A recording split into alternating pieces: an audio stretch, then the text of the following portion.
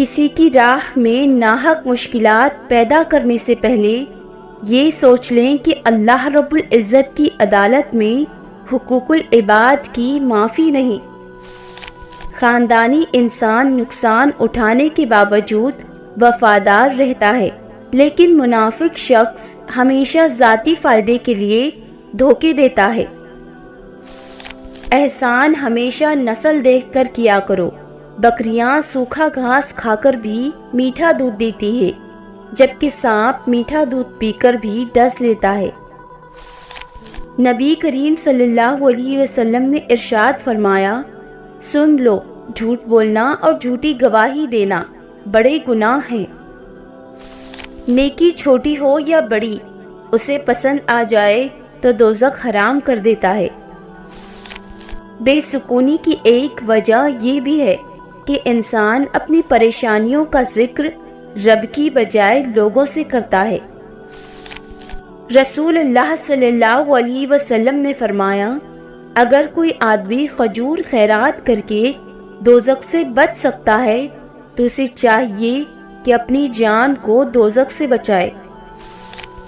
رسول اللہ صلی اللہ علیہ وسلم نے فرمایا، نرمی جس چیز میں بھی ہوتی ہے اسے زینت بخش دیتی ہے، اور جس چیز سے بھی نرمی نکال دی جاتی ہے اسے بدصورت کر دیتی ہے۔ والدین کے لیے خصوصی دعا۔ اے پروردگار، جیسا انہوں نے مجھے بچپن میں شفقت سے پرورش کی ہے، تو بھی ان کے حال پر رحم فرما۔ امام حسین رضی اللہ تعالیٰ عنہ نے فرمایا، اس خدا پر بھروسہ کرو جو تمہاری نافرمانی کے باوجود تمہارا رزق بند نہیں کرتا۔ دکھ بڑے ہو جائیں تو اللہ سے فاصلے مختصر ہو جاتے ہیں۔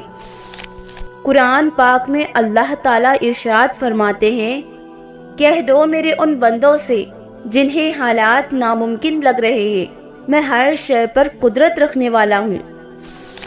حاسد مجاز لوگ ان کتوں کی طرح ہوتے ہیں جو ہر اس سوار کا پیچھا کرتے ہیں جو ان سے تیز رفتار ہوتا ہے، اور پھر ایک وقت ایسا آتا ہے جب دل سے ساری خواہشیں ختم ہو جاتی ہے اور دل چاہتا ہے کہ اب بس وہی ہو جو اللہ رب العزت چاہتا ہے، تو سمجھ لینا کہ اللہ تم سے راضی ہو چکا ہے اور تم اللہ سے راضی ہو چکے ہو۔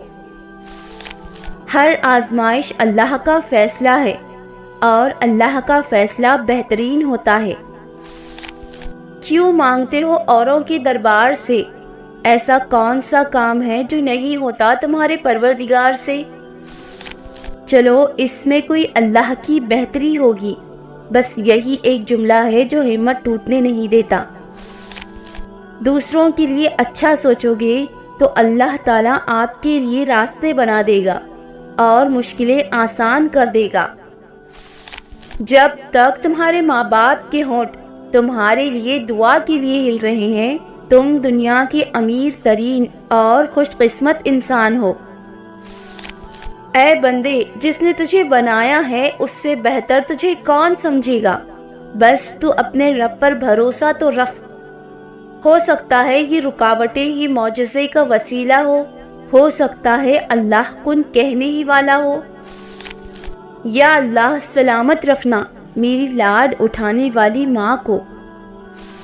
ایک وقت ایسا بھی آئے گا تم صبر کرتے کرتے اللہ کے اتنے قریب ہو جاؤ گے کہ ابھی دعا دل میں ہی ہوگی اور اللہ پاک کن فرما دے گا۔